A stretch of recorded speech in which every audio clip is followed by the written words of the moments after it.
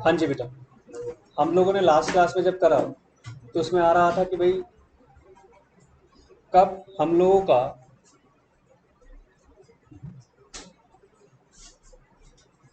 जो कॉन्ट्रैक्ट हैं वो अनलॉफुल हैं। हमें कब उनको ध्यान रखना है कि कैसी कैसी सिचुएशंस में हम चाहें तो भी कॉन्ट्रैक्ट को कंप्लीट नहीं कर सकते। जिसमें सबसे पहली सिचुएशन क्या आई थी, when it is forbidden by law. तो पढ़ा था इसे घर जाके? नहीं, अभी पढ़ लिया था? फटाफट लेते हैं जल्दी से। क्या कहता है फॉरबिडन बाय लॉ? वो क्या कहता है? सबसे पहली बात हमें जो इसमें ध्यान रखनी है बेटा, acts forbidden by law are those which are punishable under any statute. Statute मतलब लॉ। स्टैट्यूट मतलब यहां पर क्या है? लॉ। जितने भी एक्ट्स हैं वो स्टैट्यूट कहलाते हैं। उन एक्ट्स के अंदर अगर ये पनिशेबल है, ऐसा नहीं कि आप सोचें कि सिर्फ कॉन्ट्रैक्ट एक्ट में पनिशेबल है, अगर वो किसी और लॉ में पनिशेबल है तो वो फॉरबिडन बाय लॉ है। समझ रहे हैं बात को? जैसे आप सिंपल सी बात कि 18 साल का लड़का शादी नहीं कर सकता, वो कॉन्ट्रैक्ट नहीं कर सकता। जिन रिलीजन्स में कॉन्ट्रैक्ट, मैरिज का कॉन्ट्रैक्ट वैलिड है, वो वहां पर कॉन्ट्रैक्ट नहीं कर सकता। कौन से एक्ट, कौन से स्टैट्यूट में उसको पनिशेबल कर दिया? मैरिज एक्ट के अंदर, है ना। जो स्पेशल मैरिज एक्ट है वहां पर उसको पनिशेबल कर दिया गया। रिलीजन हटा दिया वहां से, स्पेशल मैरिज एक्ट में आ गए कि आप 18 साल के हैं, मेल है, आप नहीं कर सकते। तो किसी दूसरे स्टैट्यूट में अगर वो पनिशेबल है तो आप इसमें उसको पॉसिबल कर ही नहीं सकते। As well as prohibited by regulations. आपने जब आप इंटर में आएंगे तो रूल्स एंड रेगुलेशंस को लेकर आप बहुत वाइडली पढ़ेंगे। Rules and regulations, rules and regulations क्या है बच्चे? हमारी जो पार्लियामेंट है या हमारी जो रिलेवेंट अथॉरिटीज हैं, उन अथॉरिटीज को इम्पावर्ड किया गया है, उन अथॉरिटीज को इम्पावर्ड किया गया है कि वो चाहें तो अपने हिसाब से जो सुइटेबल रूल्स और सुइटेबल रेगुलेशंस है उनको इम्प्लीमेंट करवा सकते हैं। जैसे कंपनी का रजिस्ट्रेशन होना है, कंपनीज एक्ट बना, कंपनीज एक्ट ने बता दिया कि क्या क्या फॉर्मेलिटीज करनी है। उसके बाद कई तरह के रेगुलेशंस आ गए कि आपको ये भी फुलफिल करना है, ये भी फुलफिल करना है, ये भी फुलफिल करना है। तो जो रेगुलेशंस बन गए, आपको उन रेगुलेशंस को भी फुलफिल करना कंपलसरी है। तो अगर आप किसी एक रेगुलेशन से प्रोहिबिटेड है तो भी आप कॉन्ट्रैक्ट नहीं कर पाएंगे, फॉरबिडन बाय लॉ हो जाएगा। और ऑर्डर्स, रेगुलेशंस और orders, time to time, time to time relevant agencies orders निकालते रहते हैं। ये ऑर्डर्स, जैसे मान लीजिए किसी मिनिस्ट्री की हम बात करें, हम एक लेबर मिनिस्ट्री की बात करते हैं। लेबर मिनिस्ट्रीज में फ्रीक्वेंटली कुछ ना कुछ नए नए ऑर्डर्स पास होते रहते हैं। अगर वो जो नए ऑर्डर पास हुए विद इन लिमिट्स, ऐसा नहीं है कि वो बियॉन्ड लॉ नहीं जा सकते, बियॉन्ड लॉ नहीं वो जा सकते, विद इन लॉ अगर उन्होंने कोई भी ऑर्डर पास किया तो वो ऑर्डर सबके ऊपर इंप्लीमेंटेड हो जाता है। आज अगर सीए इंस्टीट्यूट कोई गाइडलाइंस आपके लिए इशू करे, यानी स्टूडेंट्स के लिए कोई ऑर्डर इशू करे, तो क्या वो ऐसे हो सकता है कि इन पर एप्लीकेबल नहीं, उन पर एप्लीकेबल नहीं होगा? वो सबके ऊपर इक्वली एप्लीकेबल हो जाएगा जो भी ऑर्डर्स आएंगे। तो जैसे ही ऑर्डर्स आ गए तो उन ऑर्डर्स के अकॉर्डिंग आप चलेंगे। जैसे आप जान रहे होंगे सीए इंस्टीट्यूट के अंदर न्यू एजुकेशन पॉलिसी, न्यू वो आपका सिलेबस आने वाला है, बस अभी वो पार्लियामेंट से वहां पर उसको सिग्नेचर होकर नहीं मिल रहा। जैसे ही पार्लियामेंट से सिग्नेचर स्टैंप लग कर आएगा वो एकदम से इम्प्लीमेंट हो जाएगा। तो क्या वो इम्प्लीमेंट सब पर नहीं होगा? सब पर होगा। फिर कोई बच्चा ये थोड़ी कह सकता है नहीं नहीं नहीं ये गलत है, मैं इसको नहीं मानता। नहीं, वो एक तरीके का ऑर्डर हो गया, एक तरीके के रेगुलेशंस हो गए, वो आप पर ऑलरेडी अब इम्पोज हो गए, आपको उन्हें फुलफिल करना पड़ेगा। ये उन चीज़ों की बात हो गई। ठीक है, स्टैट्यूट आ गया, रेगुलेशंस आ गए, ऑर्डर्स आ गए। ठीक है, made in exercise of the authority conferred by the legislature, देखो दे दिया। ये जो रेगुलेशंस हैं और ये ऑर्डर्स हैं कौन बनाता है, किसने पास किए, उस अथॉरिटी ने जिसको लेजिस्लेचर ने अप्रूव किया है। सीए इंस्टीट्यूट का अपना एक पूरा लॉ है, उस लॉ ने किसको बना दिया अथॉरिटी, सीए इंस्टीट्यूट को। आप सीए इंस्टीट्यूट अथॉरिटी हो गए, वो अपने उस लॉ के अंदर गवर्न है। तो सीए इंस्टीट्यूट कुछ भी उस लॉ के गवर्न अंडर लॉ के अंदर कुछ भी रूल्स रेगुलेशंस ऑर्डर्स पास करेगा तो वो इक्वली एप्लीकेबल माने जाएंगे हर जगह। गेटिंग अ पॉइंट, ठीक है पॉइंट। तो ये पहला साफ साफ उसने बोल दिया फॉरबिडन बाय लॉ क्या है, कि आप स्टैट्यूट से बियॉन्ड नहीं जा सकते, यानी लॉ के किसी लॉ से बियॉन्ड नहीं जा सकते, रेगुलेशंस के बियॉन्ड नहीं जा सकते और ऑर्डर्स के बियॉन्ड नहीं जा सकते। You have to follow them, otherwise forbidden by law. ठीक है। देखो एक छोटा सा एग्जांपल दे रहा है आपको इससे काफी कुछ क्लियर होगा। A license to cut grass is given to act by the forest department under the forest act. आप जानते होंगे बेटा, फॉरेस्ट किसकी प्रॉपर्टी है, गवर्नमेंट की। फॉरेस्ट के अंदर कुछ भी प्रोड्यूस होता है तो वो किसका है, गवर्नमेंट का। आप देखते हो कि उसमें बोलते हैं ट्रेस पासिंग की, अगर कोई जंगल में बिना अथॉरिटी के चला गया और जंगल से कुछ भी काट कर रहा था, पिक्चर देखी थी अभी आपने, है ना, झुकेगा नहीं, तो उसमें क्या था कि वो ट्रीज काट रहे थे चंदन के, बिना अथॉरिटी के काट रहे थे, तो वो ट्रेस पासिंग उसके ऊपर वो लगता है। तो यहाँ पर वो क्या कह रहा है कि फॉरेस्ट एक्ट के अंदर फॉरेस्ट डिपार्टमेंट ने, फॉरेस्ट एक्ट के अंदर फॉरेस्ट डिपार्टमेंट ने एक्स को परमिशन दे दी कि वो क्या कर सकता है, ग्रास कट कर सकता है। One of the term of the licence is that the licensee should not assign his interest under the license without the permission of the forest officer, without the permission of forest officer, ये उसके अंदर condition है। And a fine is prescribed for breach of this condition, अगर इसको breach करते हो तो आपके ऊपर एक फाइन इंपोज हो जाएगा। But the observance of the condition of the licence is not obligatory under the forest act. If X in breach of the condition agrees to assign his interest under the license to B, that agreement will be valid. क्योंकि यहां पर क्या condition देखिए उसने क्या बोल दिया, but the observance of the conditions of the licence is not obligatory under the forest act. पहले ही बता दिया उसने कि फॉरेस्ट एक्ट के अंदर इस तरीके की ऑब्जर्वेशन नहीं थी। तो उस सिचुएशन में क्या हो जाएगा, अब जो भी एक्ट बना उस एक्ट के अंदर उसको जब मिल गया तो उसको बार बार फॉरेस्ट ऑफिसर की परमिशन लेने की जरूरत नहीं है, क्योंकि वो तो एक्ट के अंदर पहले से ही empowered हो गया। That agreement will be valid. Here the assignment is not prohibited by law. The condition against assignment has been imposed only for administrative purpose or solely for the protection of revenue. यानी बार बार आपको forest officer को approach करने की जरूरत नहीं है, उसने साफ साफ बोल दी। अगला एग्जांपल देखें एक बार जरा क्या कह रहा है।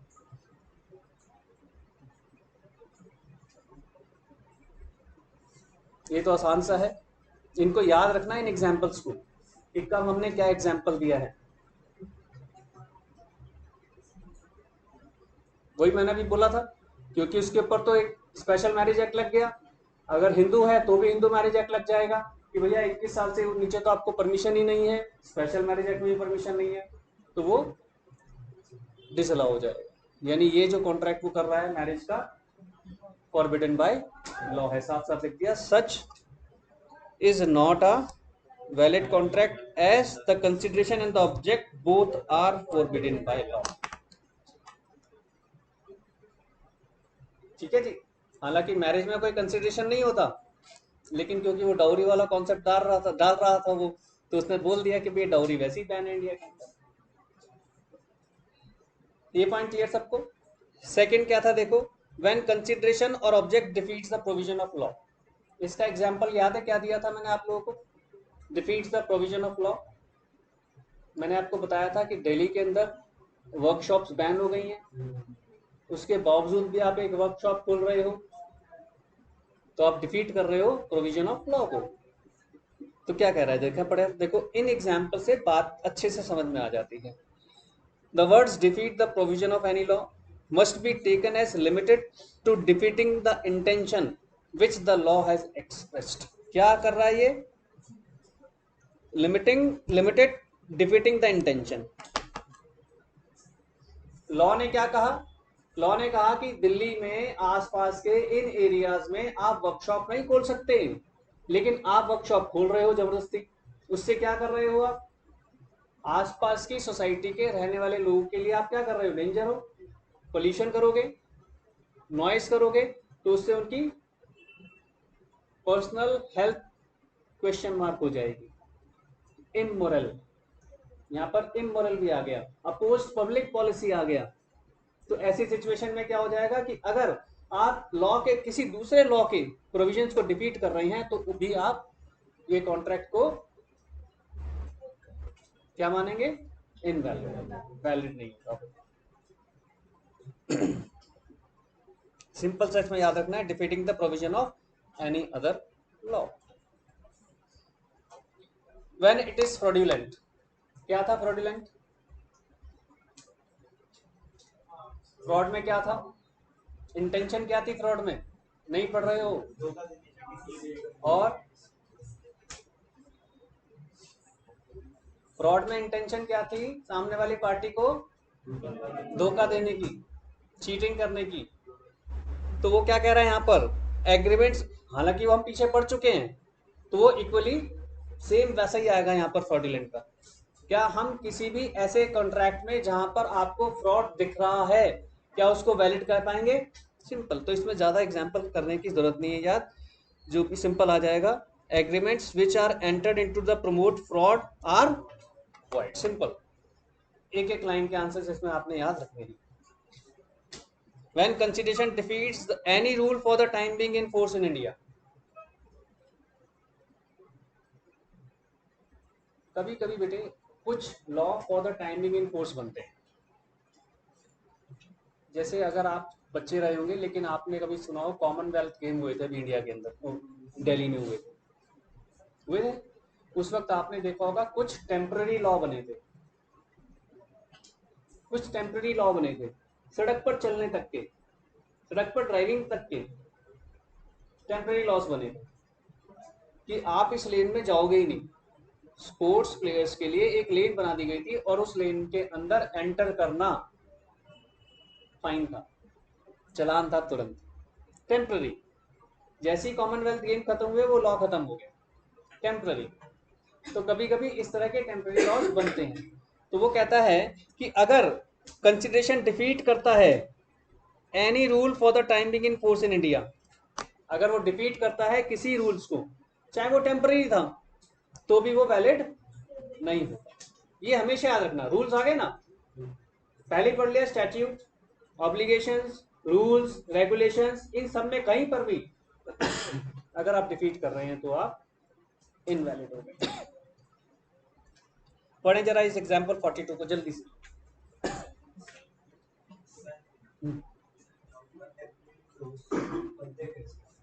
एक मिनट पंखा बंद करो थोड़ी सी।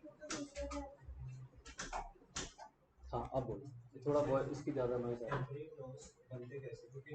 है। हाँ मैं बताया था।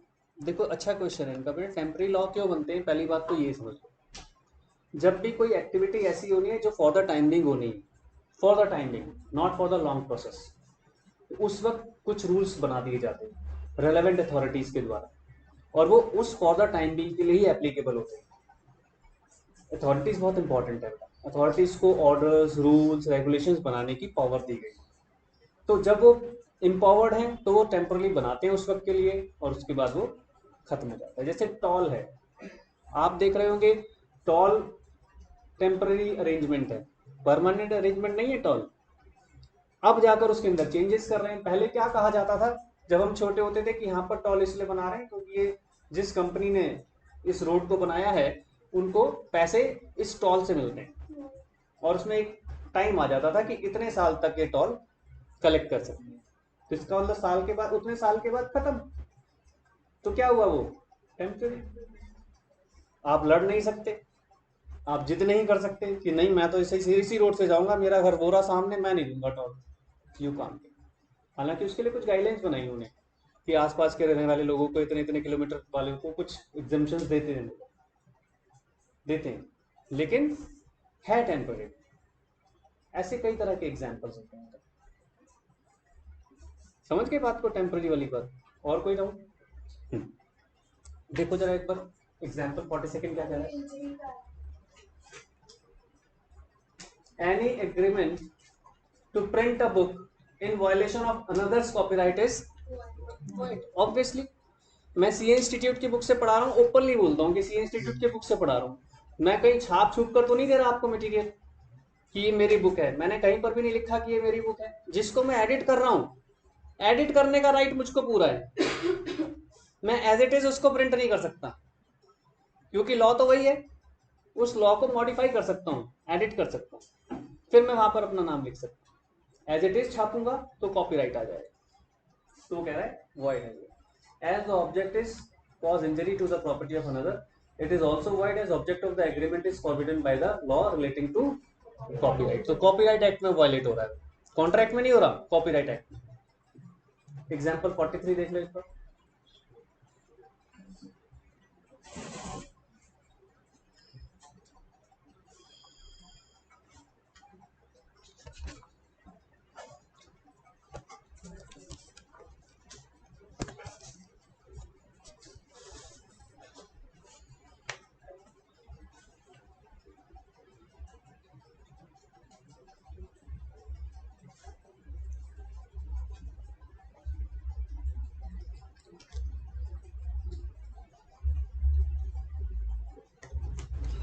क्या कह रहा है बताएं इसमें जल्दी से।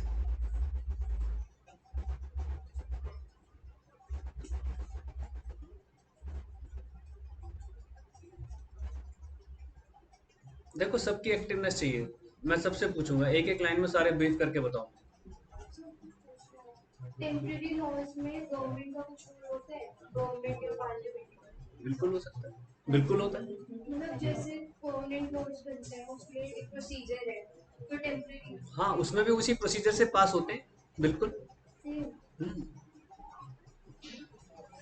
देखो इट डिपेंड्स उसकी एप्लीकेबिलिटी पर। कुछ तो सिंपल ऑर्डर से ही पास ऑन हो जाएंगे, जैसे कॉमनवेल्थ गेम के लिए था तो उस वक्त तो लॉ बनाए गए। किसने बनाए? जो कॉमनवेल्थ अथॉरिटी थी, वो जो एक अथॉरिटी बनाई गई, उस अथॉरिटी ने खुद से डेवलप की, वो डेवलप करके आगे रिफ्लेक्ट कर दी।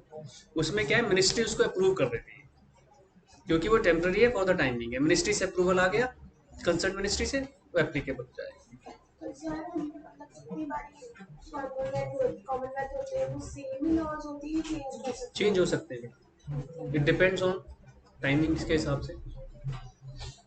जैसे दिल्ली है, दिल्ली के अंदर सिस्टम अलग था। अगर मान लीजिए किसी दूसरी सिटी में जाएंगे वो लोग, जहाँ पर इतनी हौच पौच नहीं। दिल्ली में तो पता था ना हौच पौच है, ट्रैफिक का सबको पता था। याद है थोड़ा बहुत? नहीं याद है ना उसमें, बल्कि बकायदा पेंट तक कर दिया था, उसमें लिखा हुआ होता था this lane belongs to this. अब आप उस लेन में जा भी नहीं सकते। हालांकि फॉरेन में तो ये कल्चर मैंने सुना है कि है ऑलरेडी, बहुत सारी कंट्रीज के अंदर, बहुत सारी कंट्रीज में ऑलरेडी कल्चर है। उसमें अगर लिखा है साइकिल लेन तो उसमें बाइसिकल ही चलेगी। अगर लिखा है टू व्हीलर की लेन तो उसमें टू व्हीलर ही चलेगा। फोर व्हीलर की लेन तो फोर व्हीलर की लेन्स में भी वहां पर वो है कुछ स्पीड का चक्कर, कि इतनी स्पीड वाले लेन इस लेन में आ जाओ, इतनी स्पीड वाले इस लेन में आ जाओ। तो उस वक्त करा बहुत अच्छा था, लोगों ने बड़ा प्रेज किया था। जैसे बस लेन एकदम अलग कर दी गई थी, क्योंकि जो स्पोर्ट्स प्लेयर थे बस में ही ट्रैवल करते थे, एक बस से एक दूसरी बस, तो वो बहुत अच्छा कर दिया था। जैसे लोग कहते हैं ना कि दिल्ली में अगर पब्लिक ट्रांसपोर्ट अच्छा कर दिया जाए तो उसका इम्पैक्ट आएगा।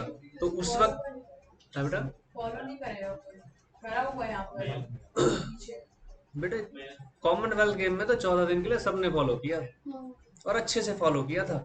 ऐसे ऐसे बड़े बड़े चालान ठोक दिए थे कि सबने कहा भैया घर में ही बैठ जाओ। कुछ लोगों ने तो क्या कहा कि 14 दिन के लिए घर ही बैठ जाओ। कुछ लोग अपने पैकअप किया 14 दिन के लिए घर से बाहर, कि हम लोग यहीं पर अब करेंगे। तो वो तो बेटे इट डिपेंड्स। फॉलो आप ही ने करना है, हम ही ने करना है। अलग बात है कि कराने वाले स्ट्रांग नहीं है। आज कराने वाले स्ट्रांग हो जाए ना, तो हमारी किसी की हिम्मत नहीं है, हिम्मत नहीं है हमारी किसी की भी, कि हम 1% भी ऊंच नीच कर जाए।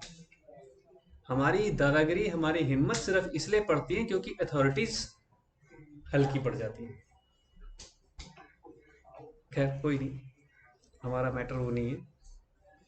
एक बार देख लीजिए बेटा जल्दी से।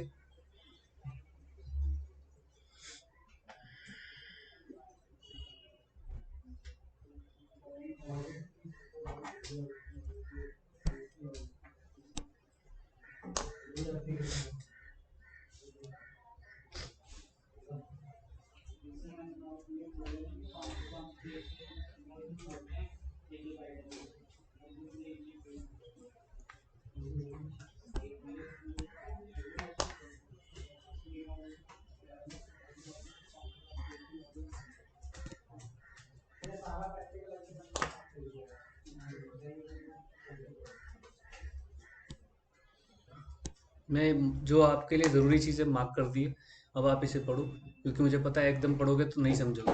60% बच्चे नहीं समझते हैं। लेकिन मैं अभी आज सबसे, क्योंकि ये कुछ एक ऐसी चीज़ें हैं बेटा, ये समझनी ज़रूरी है। जब जटिल चीज़ें समझ जाओगे तो आसान चीज़ तो हर कोई समझ जाता है। ये थोड़ा सा कॉम्प्लिकेटेड वाला सा एग्जाम्पल है। क्या कह रहा है? लोन लिया, अब लोन उतारना है। लोन उतारने के लिए उसने क्या कंडीशन रखी, पिक्चर में दिखाते हैं। मेरे घर में काम करेगा तो रोज़ाना, स्लेवरी होता था पुरानी पिक्चरों में, अभी भी दिखाते हैं कि तेरा बेटा आज से हमारा हो गया। बेटा नहीं, नौकर बने के रहेगा। अब वो घर में उनके काम कर रहा है दिन रात, जब जब चाहो जैसे मर्जी कर लो, मार पीट भी कर रहे हैं उसके साथ, पिक्चरों में दिखाते हैं। होता ही होगा कहीं ना किसी गांव देहात में, है ना? जो पुराने हमने सुना है कि यूपी में भी है ऐसा, मैं किसी स्टेट को पॉइंट आउट नहीं कर रहा, बिहार में, यूपी में, मध्य प्रदेश में सब चीज़ें होती हैं, पुराने ज़माने की बातें हुई होंगी। तो वो लोग क्या कर रहे हैं कि लोन उतारने के लिए बेटा ले लिया। अब बेटा सारा मेहनत करेगा और वो उसका कर्जा उतारेगा। अब जब वो कर्जा उतारेगा तो वहां पर वो जो बेटा काम कर रहा है वो क्या कहला रहा है? स्लेवरी। जो क्या है इंडिया में इलीगल। हालांकि मैंने एक और वर्ड मार्क किया है, देखो, एग्जॉर्बिटेंट रेट। इतना भयंकर कि पूछो ही मत। मैं ताज्जुब कर रहा हूं, आज भी है ये एग्जॉर्बिटेंट रेट। अभी रिसेंटली मेरे पास एक केस आया है। क्या रेट ऑफ इंटरेस्ट है? Rate of interest 29.9% per annum. 29.9% per annum, 30% per annum. और कहीं दूर नहीं, आपके दिल्ली के बॉर्डर पे, गाजियाबाद में। और छोड़ो, दिल्ली में ही भी होगा। एक कोई है बैंक, प्राइवेट बैंक है, लिखता आईडीएफसी है, लेकिन वो प्राइवेट है। आईडीएफसी लिखकर लोगों को वहम होता है। मैं देखकर दंग रह गया। फोर क्लोजर चार्जेस, मतलब अगर आप पहले लोन देकर बंद करोगे तो उसके 5% अलग हैं। बताओ, आपका पैसा लौटा रहे हैं, पैसे लौटाने का भी फाइन। ना, क्या बात कर दी। कभी नहीं। कुछ कंडीशंस हो सकती हैं लेकिन ऐसा नहीं है। आप foreclosure loan, I had paid, home loan मैंने लिया, मैंने फोर लोन में नहीं होता वैसे, जो छोटे लोन होते हैं उनमें होता है, जैसे कार लोन हो गया या फिर पर्सनल लोन हो गया, उसमें होता है। लेकिन 5%? पता नहीं है तो फिर बहुत गलत है। मतलब जो भी है एज पर लॉ तो गलत है कि क्यों हो रहा है, पैसा ही तो लौटा रहे हैं। आप ये कंडीशन लगा लो, मान सकते हैं कि 6 महीने की पेमेंट करने के बाद करोगे, चलो ठीक है, चलो 5% को छोड़ दे रहे। लेकिन 29.9% रेट कहाँ होता है? 30% रेट, 30% पर एनम का रेट ऑफ इंटरेस्ट कहीं होता है? मैं तो सुन के दंग रह गया। एग्जॉर्बिटेंट रेट है and nobody is objecting. Private financing क्या चल रही है? 5% महीना। वो कहता है कि कुछ एक लोग तो 10-10% ले रहे हैं, मतलब साल भर में पैसा डबल। क्या भयंकर इनकम है। ये लग रहा है प्योरली इलीगल है, इनह्यूमन है और इमोरल है। अपोज पब्लिक पॉलिसी, इतने सारे वर्ड लिखा दो उसके अंदर, लेकिन नोबडी इज क्लेमिंग, कोई केस नहीं कर रहा। यहाँ पर उसने साफ साफ बोल दिया कि इस तरीके का कोई भी एग्रीमेंट होगा, कोई भी कॉन्ट्रैक्ट होगा, इनवैलिड है, वॉइड है, क्योंकि उसमें स्लेवरी दिख रही है, अपोज पब्लिक पॉलिसी दिख रही है, इमोरल ग्राउंड है, इनह्यूमन है, सब चीज बता दी इसने आपको। ठीक है ना? क्लियर है point? What when consideration is immoral. हालांकि ऊपर भी पढ़ लिया हमने, वहां पर जो कंसिडरेशन था इमोरल ही था। यहाँ क्या कह रहा है देखो जरा एक बार। The following are the examples of agreements that the object और कंसिडरेशन इज अनलॉफुल। क्या एग्जांपल दे रहा है, जरा पढ़े।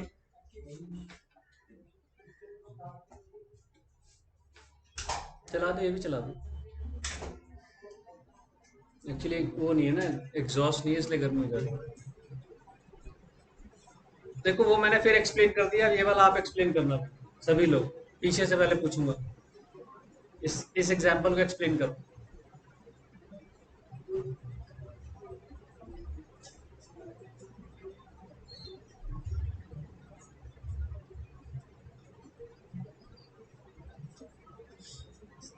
ये हिंदी पिक्चरें नहीं है, लग हिंदी पिक्चर नहीं है, ये रियल है। सर मतलब मैंने लॉ पढ़ा।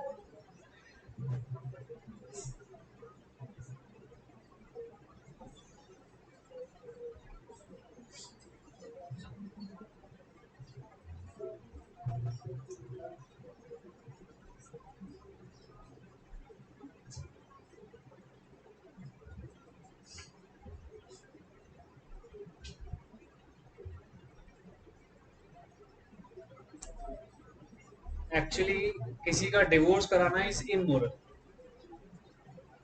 मैं डिवोर्स कराता हूँ, लेकिन मेरे पास उन लोग पहले से एग्रीड होकर आते हैं, तो ये मत कहना सर आप भी इमोरल काम कराते हो। लेकिन मैं किसी को इन्फ्लुएंस नहीं करता कि किसी कपल को पकड़ा डिवोर्स, क्योंकि मुझे तो फीस मिलनी है ना।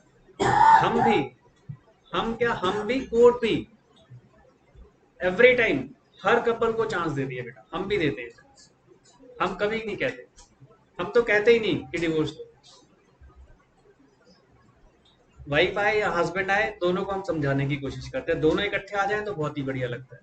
दोनों इकट्ठे जब भी हमारे पास हो गए, डिवोर्स 99% नहीं कराया, क्योंकि जब दोनों एक जगह एक पैटर्न पर आ गए तो कहीं ना कहीं तो सुलह होने के चांसेस बन जाते हैं। कोर्ट भी यही कहती है। लेकिन यहाँ पर क्या कह रहा है, उल्टा हो रहा है। किसी को किसी से शादी करनी है, वो उसको पैसे दे रहा है कि नहीं उससे डिवोर्स ले, उसके बाद ये फला फला फला। तो उस सिचुएशन में ये मानकर चला गया कि अगर आप किसी को इस तरह से प्रोवोक कर रहे हो तो वो इमोरल है, वो गुड मोरल्स में काउंट नहीं होगा। तो यहाँ पर जो कंसिडरेशन है वो क्या है, इमोरल। जो पैसे मैं दे रहा हूं to get divorce from your husband, उस कंसिडरेशन को इमोरल माना चाहिए, invalid, void. What is mind always सब कुछ आपको देखो यही दिख रहा है, इनह्यूमन, इमोरल और पब्लिक पॉलिसी के अपोज जा रहा है, वो सब चीजें दिख रही है, वही सब चीजें। When consideration is oppose to public policy, कब होगा ये अपोज टू पब्लिक पॉलिसी? अभी एक एग्जांपल तो अभी मैंने आपको दिया कि मैं वर्कशॉप खोलना चाह रहा हूँ जबरदस्ती, मतलब ऐसी एरिया में जहां पर नहीं होनी चाहिए। मैंने भगत सिंह कॉलेज के सामने एक कमरा लिया किराए पर, हुक्का पार्लर खोल दिया मैंने, हुक्का पार्लर खोल दिया। Oppose the public policy. Rules हैं कि कोई भी इस तरह के एजुकेशनल इंस्टीट्यूशन है, उन एजुकेशनल इंस्टीट्यूशंस के इतने मीटर के अंदर अंदर आप इस तरह की कोई भी एक्टिविटी नहीं कर सकते। और अगर मैं ऐसी कोई भी एक्टिविटी करता हूं तो वो क्या कहलाएगा, अपोज पब्लिक पॉलिसी। आपने भी सुना होगा स्कूल, कॉलेज, मंदिर, मस्जिद, गुरुद्वारे, रिलीजियस प्लेसेस के एक लिमिटिंग एरियाज हैं कि इतने एरियाज के बाद ही आप इस तरह की चीजें खोल सकते हैं। ठीक है ना।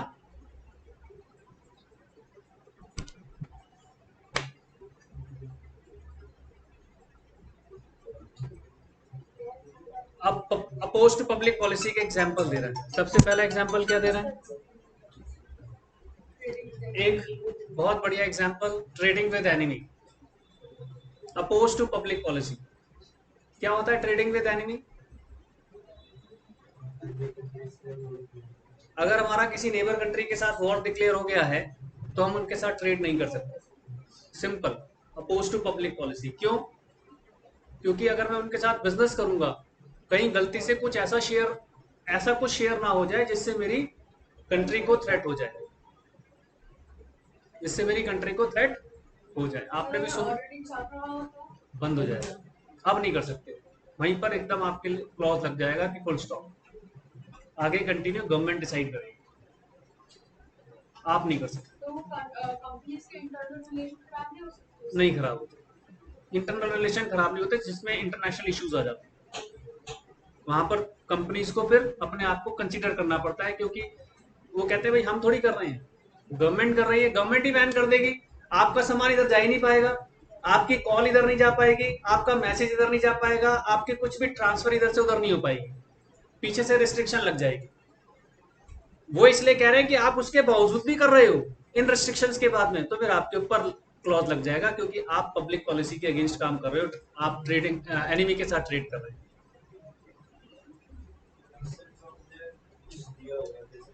उस वक्त तक तो होल्ड रहेगा, नुकसान होने के चांसेस रहते हैं। इसीलिए कहा जाता है कि जब भी आप किसी अपनी नेबर कंट्री के साथ या किसी भी इस तरह की कंट्रीज के साथ बिजनेस करते हैं, तो उससे पहले आपको अपनी दोनों कंट्रीज की टर्म्स एंड पॉलिसीज पढ़नी चाहिए। पॉलिसीज होती है ना दोनों कंट्रीज, आपने सुना होगा, साइन करते हैं, एग्रीमेंट साइन हुआ है, पहले वो पढ़ो क्या लिखा है, वो बताएगा कि अगर कभी बाई चांस इस तरह की सिचुएशन हो गई तो आपको देखना है कि क्या रिकर्पशंस हो सकते हैं, तो उनके लिए आपको मेंटली प्रिपेयर्ड है। चाइना के साथ कभी भी वॉर आज तक डिक्लेयर क्यों नहीं हुई? चाइना का भी बहुत ट्रेड है, हमारा भी बहुत है। बिजनेसमैन तो डिसाइड करते हैं ना कि क्या होना चाहिए क्या नहीं होना चाहिए, ऐसे थोड़ी कि जब दिल करे तब वॉर कर दो। क्यों मोदी साहब ने कहा कि चुपके से जाओ, उन सबको मार के वापिस आ जाओ, है ना? वो चुपके से गए, मारकर वापिस आ गए, वॉर नहीं किया हमने, वो शोर मचाते रह गए। हमने वॉर की क्या? नहीं। अमेरिका भी तो यही करता है, लादेन को मारना था, हेलीकॉप्टर से उतरे, धूमधाम मार मुर के वापिस चले गए। वॉर नहीं है सर, हमने एक गुंडे को मारना था, हमने मार दिया। हमारे पास देखो ये साइन है, पाकिस्तान के साथ उसके साइन हो रखे थे एग्रीमेंट कि अगर हमारे को कोई भी मोस्ट वांटेड क्रिमिनल आपकी कंट्री में छुपा हुआ है तो हमें फुल राइट्स है। पाकिस्तान कुछ नहीं बोल पाया, क्योंकि already they had signed the treaty. जो भी एग्रीमेंट्स होते हैं साइन होते हैं, एग्रीमेंट्स में लिखा हुआ होता है। अब आज क्या हो रहा है, पाकिस्तान बैंकरप्ट की तरफ जा रहा है ना, सबको पता ही होगा। अब सच्चा क्या है झूठ क्या है हमें नहीं मालूम, लेकिन सुनने में जो आ रहा है न्यूज में तो यही आ रहा है कि वहां पर 1-1 किलो आटे के लिए लोग डकैती कर रहे हैं। तो इज बेटर, इंडिया तो फार बेटर हो गया। वो सिर्फ यही करते रहे कि बंदूकें खरीद लो, तोपे खरीद लो, परमाणु बम बनाएंगे, ये बनाएंगे, वो बनाएंगे, बस यही करते रहे। खैर, तो ये ट्रेडिंग विद एनिमी की पॉइंट है, समझ गए बात को? एक एग्जाम्पल भी दे रहा है, एग्जाम्पल 45 में देखो क्या कह रहा है। India entered in war like situation with China, mister A from India entered into contract with the China for import of toys. Such contract is void as China is alien enemy of the India. तो यही आपका answer था। आपने पूछा था कि भाई क्या होगा, उस वक्त सब कुछ बैन हो जाएगा, आप कुछ नहीं कर सकते, कुछ नहीं कर सकते।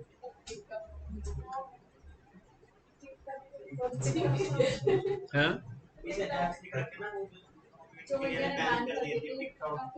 हाँ, ऐप बैन हुए थे कितने सारे, बिल्कुल बिल्कुल।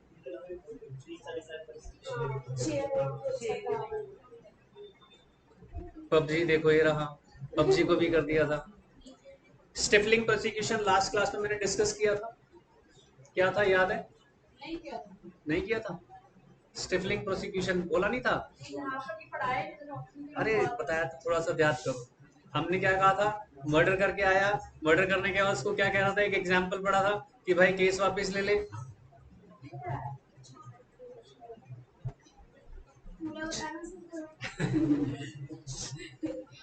उसमें लास्ट क्लास में हमने ये पढ़ा था, स्टिफलिंग प्रोसिक्यूशन का एक छोटा सा एग्जाम्पल आया था कि उसने डकैती की, रॉबरी की, है ना? जब उसने रॉबरी की तो रॉबरी करने के बाद जो भी हार्म हो गया हो गया, अब वो उसको धमका रहा है कि मैं तेरा सारा पैसा लौटा दूंगा, ये जो रॉबरी वाला केस है वापस ले ले। ध्यान से सुना नहीं फिर इसका मतलब, है ना? कुछ बच्चों ने याद है, कुछ को भूल गया। देखो बता देता हूँ,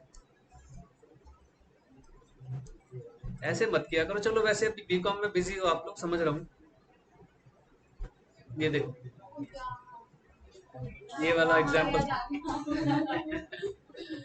वही तो कह रहा हूँ कि डिस्कस किया था मैंने, मुझे तो याद है। आप लोग घर जाके पढ़ नहीं रहे हो। देखो फिर मैं आपसे, मेरी रिक्वेस्ट है, गुजारिश है, उम्मीद करता हूँ कि बेटे लॉ पढ़ो। मैं फिर कह रहा हूँ, बार बार बोल रहा हूँ, मेरा ही पेपर है, मेरा ही सब्जेक्ट है, लॉ का रिजल्ट टफ रहता है, अच्छे मार्क्स लाने वालों की संख्या कम है ऐसा नहीं अच्छे नहीं आते, अच्छे मार्क्स आते हैं, संख्या कम। वो संख्या क्यों कम है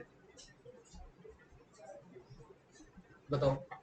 मैं फिर बार बार समझाता हूँ, मैं हमेशा समझाता हूँ कि जिस रेशो में आप लोग बाकी सब्जेक्ट्स पर मेहनत करते हो, रेशो वर्ग बोल रहा हूँ मैं, रेशो पढ़ा हुआ है सबने, कॉमर्स के स्टूडेंट हो, जिस रेशो में आप लोग बाकी सब्जेक्ट में, किसी को कोई अपोज नहीं कर रहा कि उस सब्जेक्ट को कम पढ़ो, लेकिन जितनी मेहनत अकाउंट्स में आप करते हो, जितनी मेहनत मैथ स्टैट्स में आप करते हो, जितनी मेहनत आप इकोनॉमिक्स में करते हो, उतनी मेहनत आप लॉ में नहीं करते हो। समझ लो प्रोपोर्शन, रेशो। ईमानदारी से बताना, जब अकाउंट्स पढ़ते हो, एडमिशन का क्वेश्चन अगर मान लो करते हो, कितनी देर लगती है एक क्वेश्चन को करने में, एडमिशन के क्वेश्चन को करने में? जो बहुत हाई स्पीडी बच्चे हैं वो 8 मिनट की रेशो है उसकी, उसकी रेशो एक परफेक्ट रेशो 8 मिनट की है कि 8 मिनट में हो जाता है। अटक जाए तो 10 मिनट में हो जाता है। कम से कम कितने क्वेश्चन करते हो आप? कम से कम डेली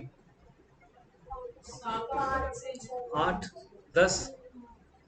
10 क्वेश्चन करने का मतलब रेशो 8 मिनट के हिसाब से कितनी हो गई, 80 मिनट की। अटक गए तो और 20 मिनट लगा लो, कम से कम आप 100 मिनट अकाउंट्स पढ़ जाते हो वन टेक में। और सॉल्व हो रहे हो तो वो पता ही नहीं चलता कि 100 मिनट 150 मिनट भी हो जाए। कभी इसी रेशो से लॉ पढ़िए, ईमानदारी से बताओ। फिर वाई यू गाइज एक्सपेक्ट कि अकाउंट्स में तो मेरे 80+ मार्क्स आए और लॉ में भी आए। सरस्वती माता सब देख रही है। मैं बड़ा रिलीजियस हूँ इस मैटर में, बहुत रिलीजियस हूँ, बहुत मानता हूँ मैं उनको, क्योंकि किसी ने कहा है जैसा कर्म करोगे वैसा फल देगा भगवान। और भगवान वहां पर, अब अगर एजुकेशन की बात करें तो फल देने वाला भगवान आपके लिए सरस्वती माता है। आप अकाउंट्स में मेहनत करते हो, फल अब मिलता है। पिछले रिजल्ट देख लो, पिछले बैच के अकाउंट्स में बहुत अच्छे अच्छे मार्क्स लाए हैं बच्चे, मेरे लॉ में ही नहीं लाए।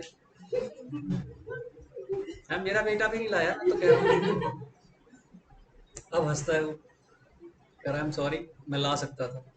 मैं मुझे तो पता है तू ला सकता था, लेकिन क्या करना है, जब बोलो आता है पढ़ लिया कल करेंगे, आता है पढ़ लिया, आसान है बेटा। लर्न करना आसान नहीं होता, समझना इज इजी, लर्न करना इज नॉट इजी। लर्न करने के लिए टाइम चाहिए होता है, लास्ट में उसके पास उतना टाइम बचा ही नहीं,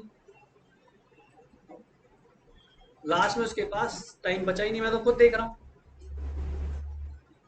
पहले अपने बेटे को मैं बीच में आपको बिना नाम बताए क्रिटिसाइज करता था, याद होगा तो मैं कहता था मैं देखा है, तो मैं क्लोजली उसको देखा है, क्लोजली,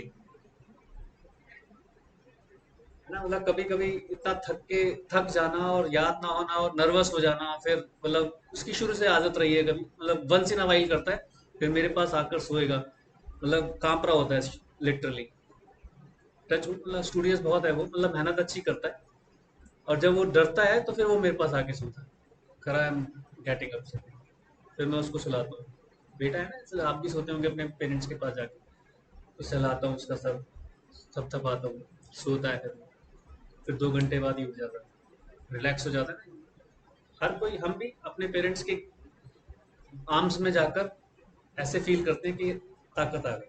आप लोग भी करते होंगे, मैं तो अब भी करता हूँ। मेरे मदर फादर 80+ की एज के हैं, मतलब जब बुखार, अभी बुखार आया था तो एक दिन मैं रो पड़ा, मतलब बुखार ही नहीं उतर रहा था, 102 फीवर, आवाज़ें निकल रही थी, मतलब इतना कर रहा था मैं, माँ माँ, मतलब आवाज़ें आ रही, मम्मा मम्मा मम्मा।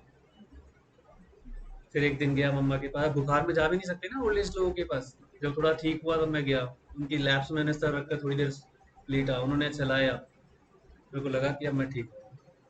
होता है उनकी एनर्जी, पॉजिटिव वाइब्स, क्योंकि मदर हमारी पहली भगवान है, फर्स्ट एंड लास्ट गॉड तो वही है। जब मदर के पास थोड़ी देर बैठकर मैं हील हो जाता हूँ, आप भी हील होते होंगे, तो बेटा एक ऑरा है। हम लोग कभी भी सरस्वती माता को उस हिसाब से पूछते ही नहीं है। मैं लास्ट बैच के बच्चों को भी कहता हूँ, आपको कई टीचर से रिग्रेट रहे होंगे, उस रिग्रेट को भूल जाओ, अंदर से निकाल दो। मैंने अपनी लाइफ में एक टीचर के साथ रिग्रेट रहा हूँ, जब मैं टीचर मिला बना तब मैंने निकाला, और मैं बड़ा खुश फील हुआ। ही हर्ट्स मी लॉट, लॉट मतलब बहुत ज्यादा, पता नहीं उसको मेरी शक्ल से ही नफरत थी शायद,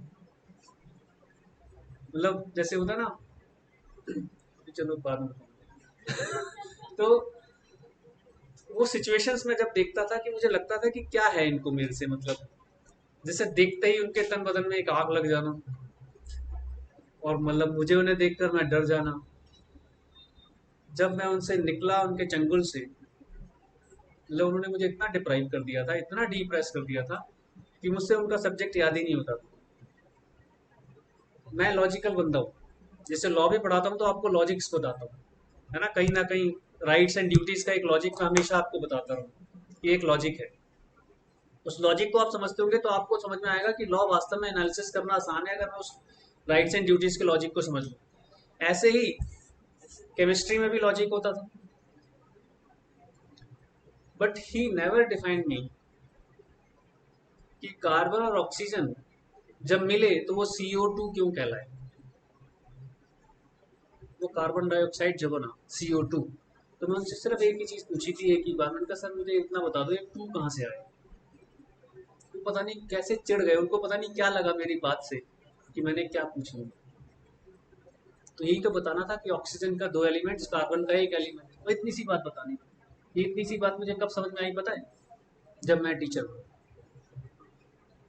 जब मैंने किसी स्टूडेंट को पढ़ाना था, उसने मुझसे जैसे ही वो चैप्टर आया मैंने कहा रुक जा भाई, मैं कहने घर जाके पूरी रात भर पहले चैप्टर को पढ़ा, समझा, एनालिसिस किया।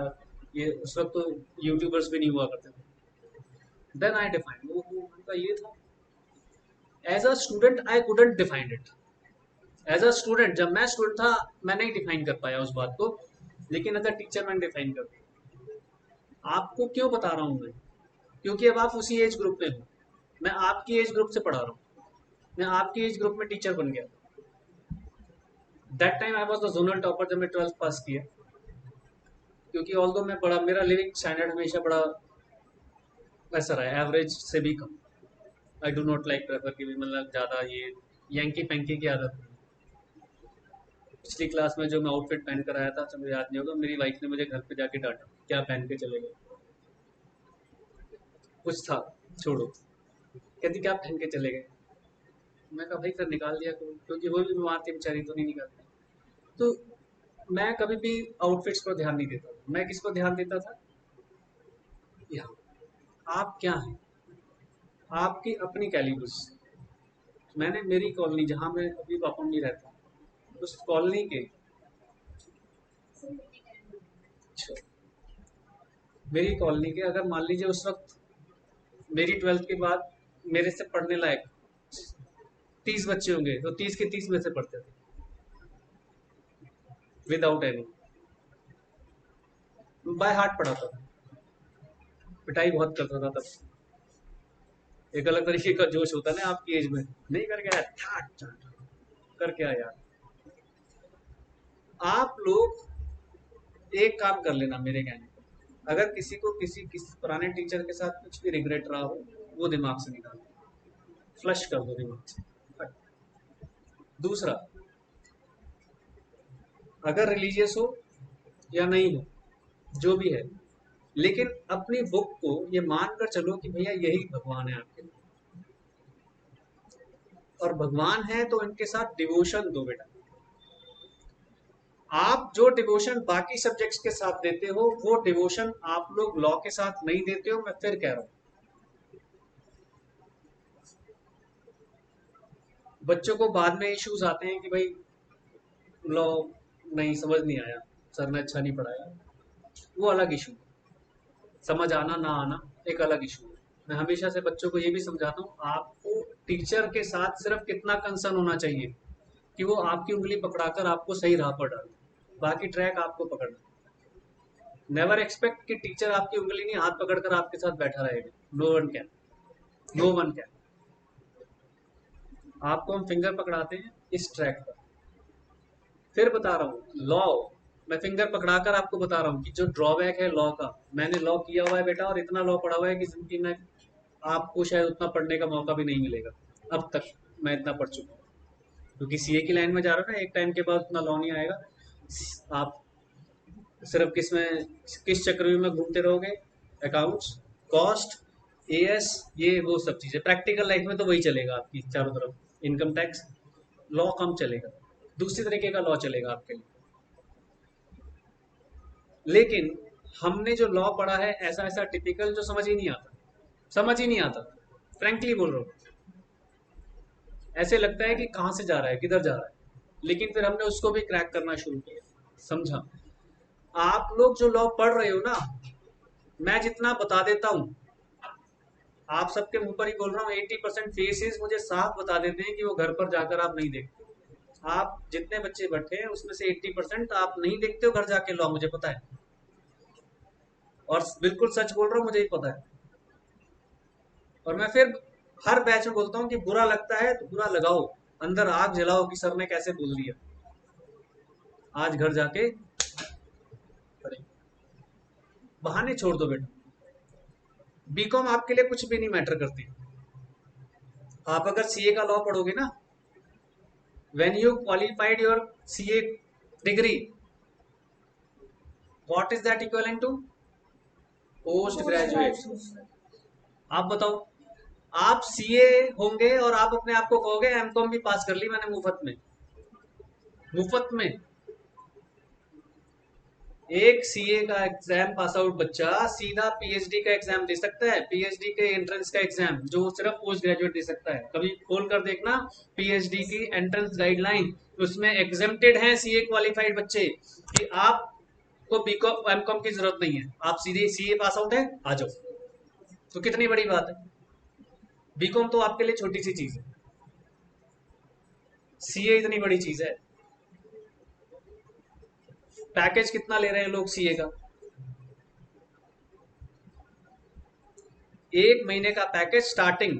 मेरा ही एक स्टूडेंट है, सर के यहाँ से पास आउट है, अभी उसने मुझे उस दिन बताया था, अनहैप्पीली अनहैप्पीली उसने लिया है 90,000 महीना। अभी 3 महीने पहले मुझे मिला था, लास्ट बैच के टाइम पर ही आया था, तब बता रहा था 90,000 पर मंथ का पैकेज है। छोटा पैकेज नहीं है। 3,000 रोज के मिलने हैं, छुट्टियों में भी मिलने हैं। छोटा पैकेज नहीं है बेटा 90,000। और अगर इनिशियल स्टेज पर, अभी वो मेरे ख्याल से हार्डली माइट भी 25-26 साल का है वो लड़का, एक दो एग्जाम नहीं कर पाया था क्वालिफाई, तो 1 साल और लगा लो, 24 साल में तो बनते ही हो, या 23 साल में बनते हो शायद। 18 में ज्वाइन किया, 23 में बनते हो, 5 साल मान लो, तो 22 मान लो, 23 मान लो, वो 24 में बन गया होगा। छोटी सी एज का पैकेज, 90,000 महीना। और वो कह रहा था, कहता गलती ये हो गई, जिस दिन एग्रीमेंट साइन किया अगला पैकेज जो मिला था 1.5 लाख का मिल चुका था।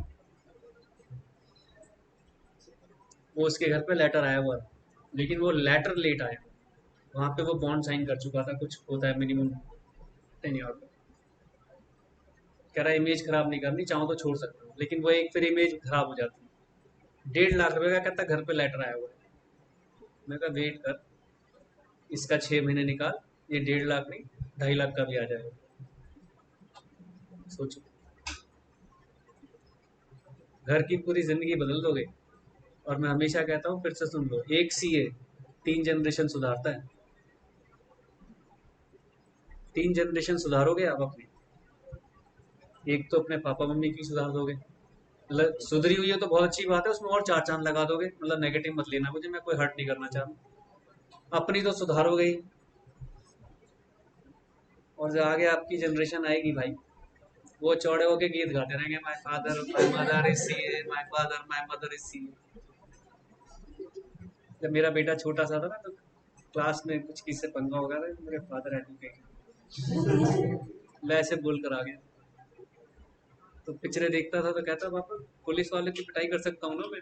मैंने कहा भाई मेरी पिटाई करवाएगा तो। छोटे छोटे बच्चे होते पिक्चर वाला स्टाइल। लेकिन ये कॉन्फिडेंस बच्चों को भी मिलता है।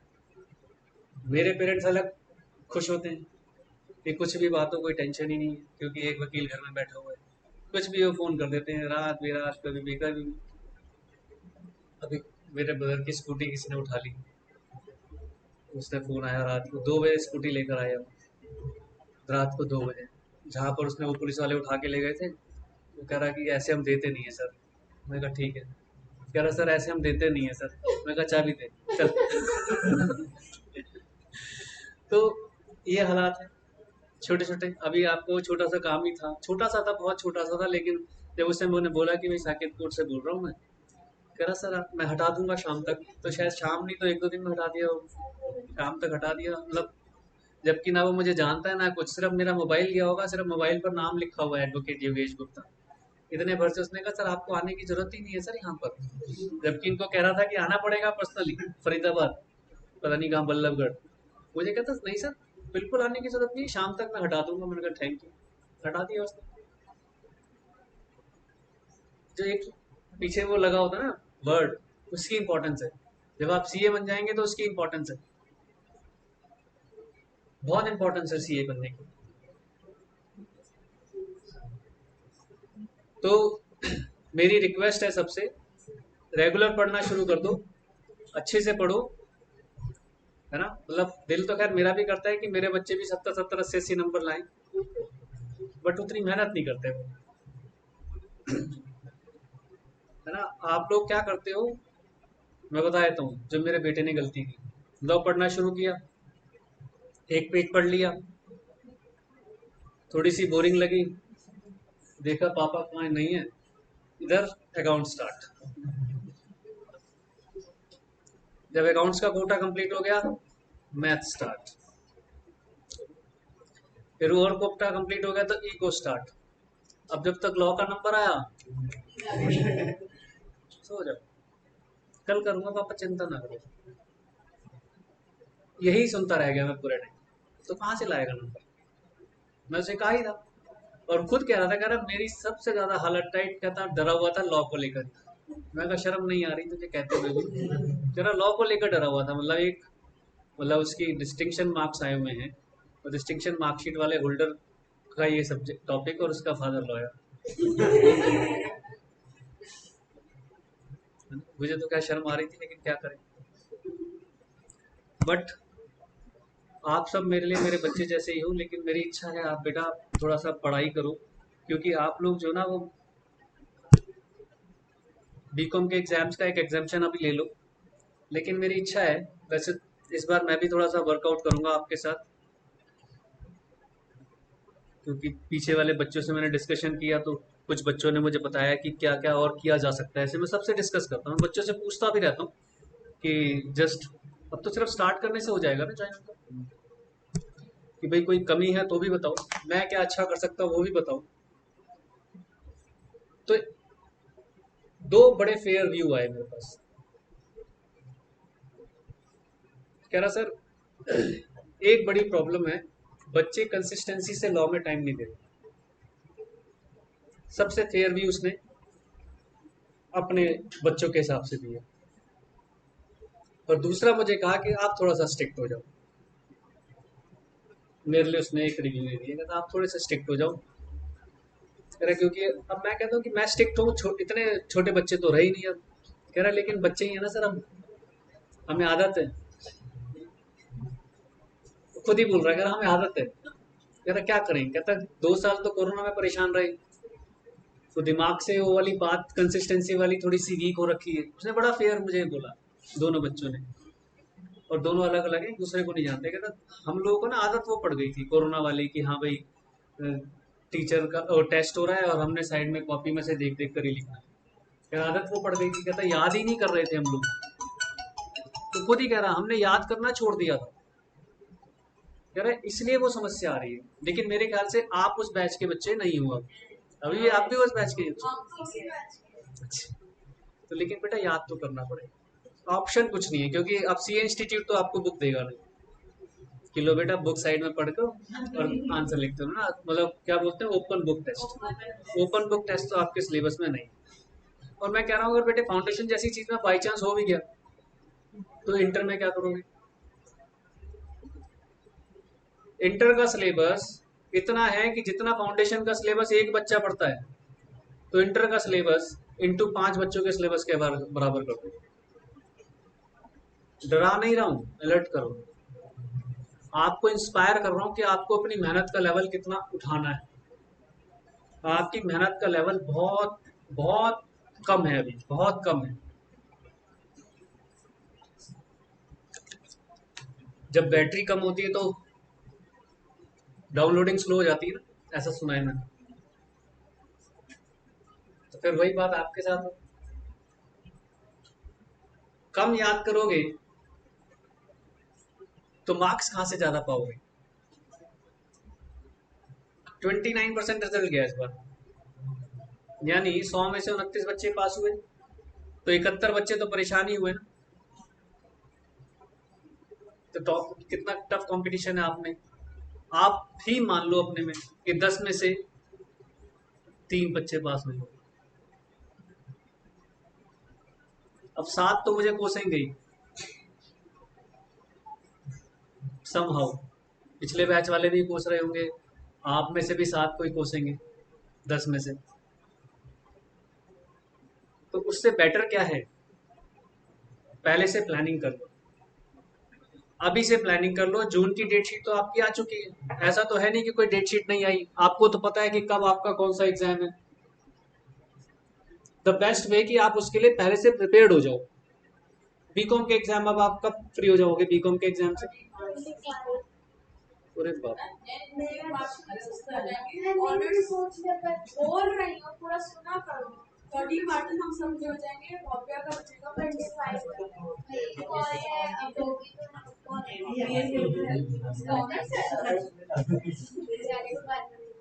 दो बच्चों का बचेगा बस।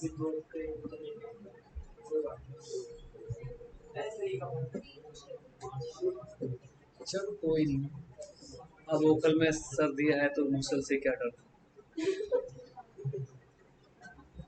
तो ओखली में सर दे दिया तो मूसल से क्या डरना। तो बीच में छुट्टियां होंगी ना।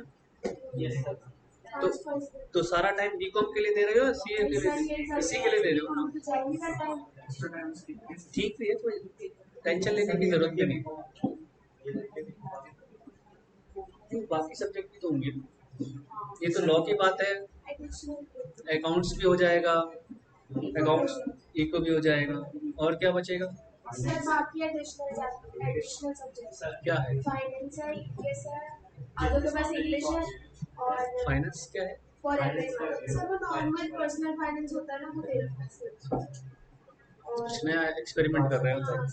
मैनेजमेंट एंड एप्लीकेशन जो पीएचडी की है। आप सीबीसीएस वाले स्कीम में हो, मतलब मार्क्स नहीं मिलेंगे, ग्रेड मिलेंगे सबको ही।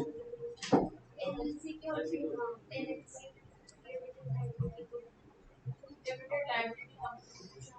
क्या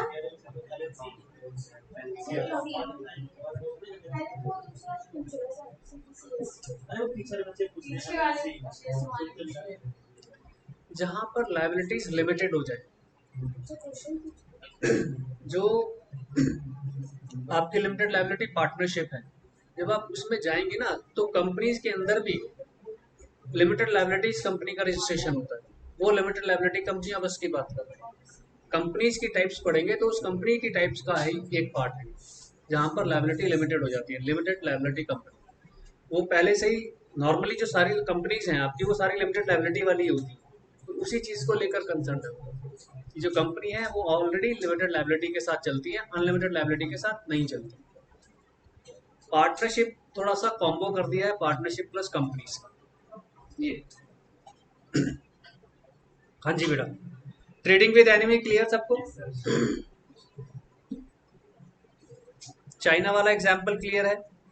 अब स्टिफलिंग प्रोसिक्यूशन याद आ गया कि हमने किसी के साथ भी हम कोर्ट कचहरी में जा रहे हैं और कोर्ट कचहरी में सामने वाली पार्टी को इन्फ्लुएंस कर रहे हैं कि वो केस को विड्रॉ कर ले या केस के लिए इस तरीके से कर ले जिससे कि केस वो जीत जाए, उसे बोलते हैं स्टिफलिंग प्रोसिक्यूशन। मैंने बड़ा लेंथी प्रोसेस में उस दिन समझाया था बेटा कि बहुत सारे केसेस को कॉम्प्रोमाइजिंग बिहेवियर में क्लोज किया जा सकता है, कोर्ट अलाउ कर देती है, लेकिन बहुत सारों में नहीं कर सकते। ये आप डिसाइड नहीं करते, ये कोर्ट डिसाइड करती है। और कोर्ट भी कैसे डिसाइड करती है, ये लॉ ने पहले से डिसाइड किया हुआ है कि अगर इस तरीके से सेक्शन है, जैसे वहां पर हमने क्या कहा था, रॉबरी, तो मैंने उस वक्त एग्जाम्पल भी दिया था, रॉबरी कंपाउंडेबल नहीं है, रॉबरी को लेकर कॉम्प्रोमाइज नहीं किया जा सकता, मर्डर को लेकर कॉम्प्रोमाइज नहीं किया जा सकता, रेप को लेकर नहीं किया जा सकता, जिसमें पॉक्सो लगा है वहां पर नहीं किया जा सकता। एक लड़की अगर मान लीजिए रेप चार्ज लगाती है किसी पर, तो उसके बाद वो ये नहीं कह सकती कि छोड़ दो सर, मैं केस वापस ले रही हूँ. She can't. Same in robbery, same in murder. But छोटे मोटे लड़ाई झगड़े हुए हैं, लड़ाई झगड़े में हो सकता है कि कोई टेंशन नहीं थी, इसने भी एक घुसा मार लिया, मैंने ही मार लिया, आप दोनों खुश है, शांत है, ठीक है. बाय चांस रेप में उसने ये बोल दिया कि मिसअंडरस्टैंडिंग क्या क्या सर उसने बोल दिया कि मेरे मिसअंडरस्टैंडिंग थी, गलत इंसान को मैंने केस इन्वॉल्व कर दिया. तो एक प्रोसेस है, वो केस तब बनता है, तो उसमें मिसअंडरस्टैंडिंग का चांस नहीं रहता. मतलब बाद में वो फिर इन्वेस्टिगेट करके और अगर उसने ये बोल दिया मिसअंडरस्टैंडिंग है, तो केस उसके अगेंस्ट बन जाएगा कि भैया इतनी बड़ी मिसअंडरस्टैंडिंग कि किसी दूसरे बंदे का करियर खत्म कर रहे हो. अभी आ रहा है ना एक केस ऐसे ही आ रहा है, भेजूंगा, आ रहा है एक ऐसा केस, बिल्कुल सेम यही सिचुएशन का केस आ रहा है. उसमें 11 रिलेशन में है, उसने बाद में लगाया रेप चार्ज, तो उसने बोल दिया कहता आपको 2 साल बाद लगा कि आपका रेप हो रहा है, जैसे आपने पूछा 2 साल बाद रियलाइज हुआ आपको. तो वो कुछ एक चीजें हैं जहां पर थोड़ी सी जजेस भी अंडरस्टैंडिंग को क्लियर कर रहे हैं कि ऐसा भी ना हो, मिसयूज मत करो अपने लॉ का, अपनी पावर्स का मिसयूज मत करो. That ladies highly qualified MBA है और बहुत अच्छे पैकेज पर लगी हुई है, बट है मिसयूज करते हैं लोग. हमारा एक क्लाइंट है, उसकी 11th पार्टनर ने इस पर केस किया हुआ है, और वो उसे पता है क्या कहती है, अभी भी ऑफर करती है, you get married to me, तेरा सारा खर्चा मैं उठाऊंगी और BMW की चाबी ले ले. इतनी रिच है वो.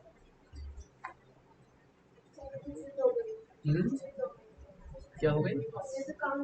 हाँ हाँ, लेकिन ये बात कोर्ट को नहीं बताते ना, ये बाहर बात होती है, मतलब मैं भी खड़ा, वो भी खड़ी है, बात कर रही है, इतनी नक चढ़ी है कि भाई तरह तो देखती भी नहीं. मैं अच्छा भाई इतना ज्यादा मतलब भाव खाती है वो, बहुत रिच है. मतलब हम सोचते ना कि बात कर लें, कहती नहीं आई टॉक टू हिम.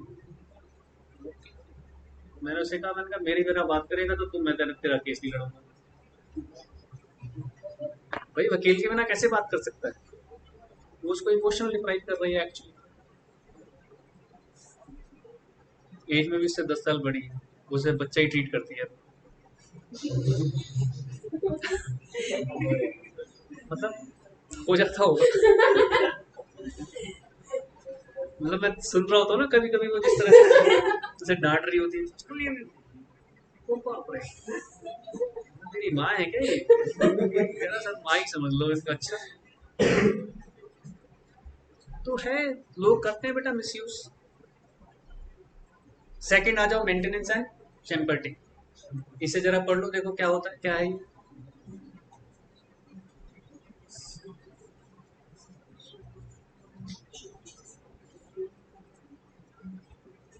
मैं समझा देता हूँ, हंसोगे फिर. इसमें हमारे जैसे कुछ वकीलों की इन्वॉल्वमेंट हो जाती है. मतलब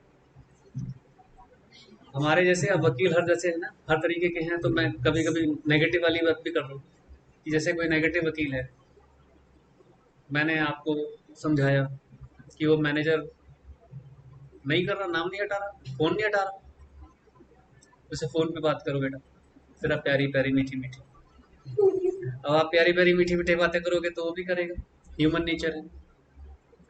तो रिकॉर्डिंग कर लो, आपने रिकॉर्डिंग कर ली, लाओ बेटा मुझे रिकॉर्डिंग.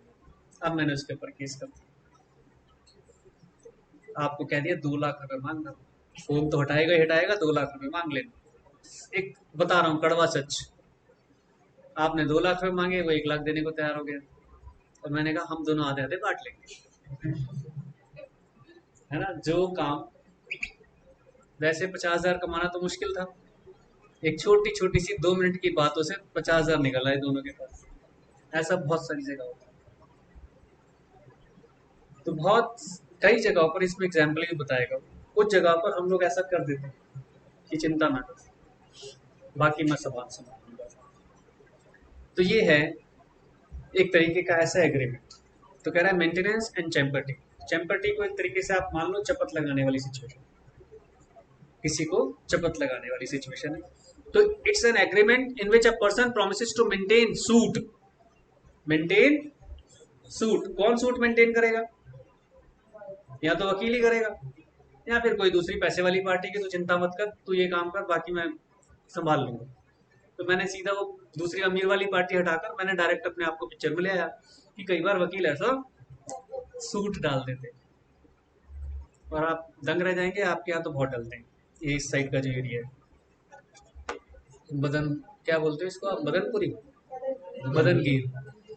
बदनगीर आगे संगम विहार, एक बहुत बड़ा रैकेट चल रहा है यहाँ पर। अच्छा, उसने छत डाल ली, सच्चाई जो चल रहा है, छत डाल ली, नीचे वाले को जाके इधर एक कंप्लेंट लिख कर देते, बस उस पर साइन कर दे, बाकी बेटा मैं संभाल। नीचे वाला ग्राउंड फ्लोर वाला कंप्लेंट लिखता है, उधर एमसीडी वाले को समझाते हैं, इधर सबको समझाते हैं, उसको नोटिस भेज देते हैं। अब जब नोटिस मिलेगा तो बेचारा डरेगा। अब डरेगा तो क्या करेगा कि यार सुल डालो भाई। दिस काइंड ऑफ प्रैक्टिस, इसे कहते हैं मेंटेनेंस ऑफ सूट। तो I will maintain the suit in which he has no interest. मेरा तो कोई इंटरेस्ट ही नहीं था, लेकिन इनडायरेक्टली इंटरेस्ट था 50,000 रुपए का। ठीक है ना, maintain suit in which he has no interest. जबकि इंटरेस्ट किसका है? ग्राउंड फ्लोर और टॉप फ्लोर। छत बन रही है, छत के ऊपर एक और फ्लोर बन रहा है, मैं बीच में से बंदर वाला काम कर रहा हूँ, बंदर था बिल्ली वाला काम कर रहा हूँ कि हाँ भाई तराजू लेके थोड़ा सा इधर आया, थोड़ा सा इधर खाया। देखिए जरा एग्जाम्पल से और अच्छे से क्लियर हो जाएगा। मेरा वाला एग्जाम्पल समझ आ गया ना? तो ये वास्तव में ही लीगल प्रैक्टिस है, चाहे थोड़ी करप्ट प्रैक्टिस है, क्या कर हो रही है। ए ऑफर्स बी ₹2,000, ही बी सूज सी। ये जो मैंने अभी आपको बोला, ये आपको मैंने समझाया कि बेटा केस करना है उसके ऊपर, दोनों पैसे आधे आधे बांट लेंगे, तुम्हें कुछ नहीं होने दूंगा, सब संभाल लूंगा, आप भी खुश, चलो ऐसे चलता है। तो ये कह रहा है if you see for a case in which they could have settled mutually under the provisions of law. Law ऐसे ऐसे सेक्शंस लगाऊंगा जो म्यूचुअली कंसेंट से खत्म हो सकते हैं, just to annoy see such agreement is maintenance agreement. बहुत होता है बेटा। हमारे यहाँ एक हैं लाजपत नगर में, वो प्रेस रिपोर्टर रहे हैं। कभी मेरे पड़ोसी की छत से पानी गिर रहा था, एमसीडी को कंप्लेंट कर दी, कह रही सड़क पर पानी गिर रहा है, वेस्टेज ऑफ वाटर। एमसीडी भी आ गई, एमसीडी भी आ गई। यही मेंटेनेंस। उसने कंप्लेंट की, एमसीडी भी उसके सीखे पढ़ाए लोग होंगे, वो भी तुरंत पहुंच गए कि भैया जो मिलेगा मकान मालिक से दोनों आपस में बांट लेंगे। प्रैक्टिस। अब प्रेस रिपोर्टर है तो वो डरता ही नहीं किससे, जिस मर्जी की कंप्लेंट कर देता है। घर के आगे कूड़ा पड़ा है, फोटो खींचेगा डाल देगा। अच्छा है, अच्छा काम भी है, लेकिन उसकी नीयत थोड़ी अलग है। नीयत अलग है, काम अच्छा है बट नीयत अलग है। चैम्पर्टी में आ जाओ, क्या कह रहा है देखो, is an agreement in which a person agrees to assist another in litigation. Same तो हो गया, असिस्ट कर रहे हैं एक लिटिगेशन के मैटर में, in exchange of a promise to hand over a portion of proceeds of the action. Proceeds, ये वाला प्रोसीड्स, समझ रहे हैं? साफ साफ लिख रहा है, मतलब इस वर्ड को कैसे घुमाकर लिखा है देखो किताब में, कि मैं लिटिगेशन में हेल्प करूंगा, उस हेल्प से जो प्रोसीड्स आएगी वी विल शेयर। भाई कौन सी प्रोसीड आएगी? माया ही तो आएगी।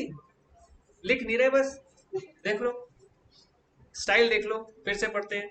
Champerty is an agreement in which a person agrees to assist another in litigation. पहली बात क्या करेगा? असिस्ट करेगा किसमें? लिटिगेशन में। अब कह रहा है इन एक्सचेंज, मैं आपकी आपको असिस्ट करूंगा लिटिगेशन में, और एक्सचेंज में क्या होगा? आप प्रॉमिस टू हैंड ओवर, कि आप मुझे हैंड ओवर करोगे अ पोर्शन ऑफ द प्रोसीड्स, जो आप लोगों के बीच में लेन देन होगा उसका एक पोर्शन मुझे हैंड ओवर करो।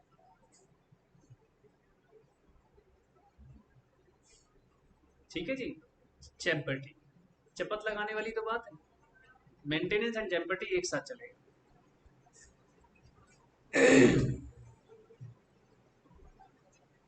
अब देखो इस एग्जाम्पल को पढ़ना है, इसके अंदर थोड़ा सा कॉन्ट्रैरी भी समझा रहा है आपको। एग्जाम्पल 47 वैसे समझ आ गया सबको, मेंटेनेंस एंड चैम्पर्टी क्या कह रहे है ना। नॉर्मली पहले ही मैंने आपको बता दिया कि ऐसी सिचुएशन में हमारी इन्वॉल्वमेंट रहती है, दोनों ही बात में, उसमें लिटिगेशन में भी वकील आ गया और ऊपर भी वकील आ गया, चैम्पर उसमें भी है ना, मेंटेनेंस में भी वकील आ गया था। तो अब इन दोनों सिचुएशन में वकील आ रहा है, तो अब नीचे देखो क्या कह रहा है एग्जाम्पल 47 में, आपको समझाने की क्या कोशिश कर रहा है, एक बार पढ़ें जल्दी से।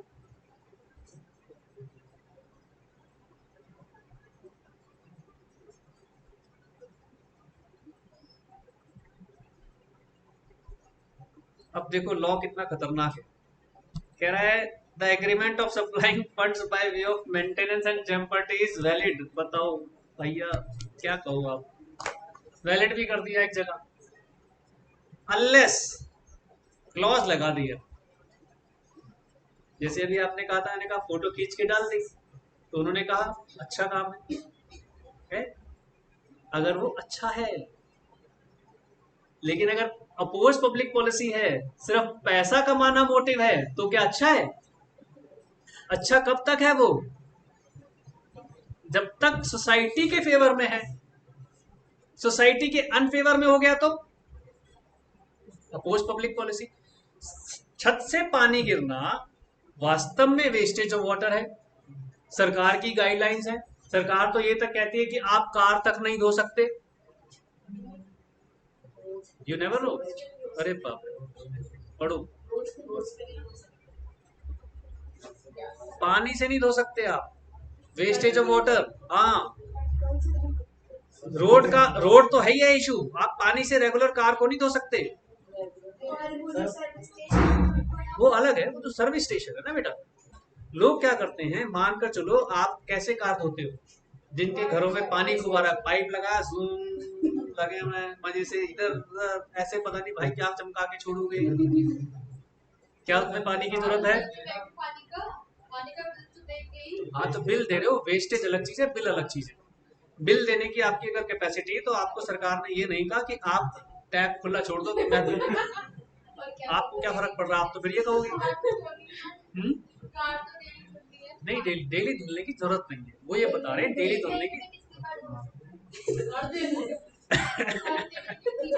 जब आपको लगे बहुत गंदी हो गई तब धो लो, बट नॉट रेगुलरली। एक बार कार को धोने में, क्या कह रहे हो? अरे देखो हंसी तभी आती है जब थोड़ा सा वेजिटेरियन से matter non vegetarian. Non vegetarian word सुनते कितना तेज हंसी। ह्यूमन साइकोलॉजी है बच्चे।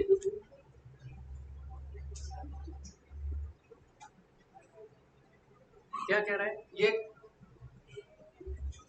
कह रहा है agreement for supply of funds by way of maintenance champerty is valid unless,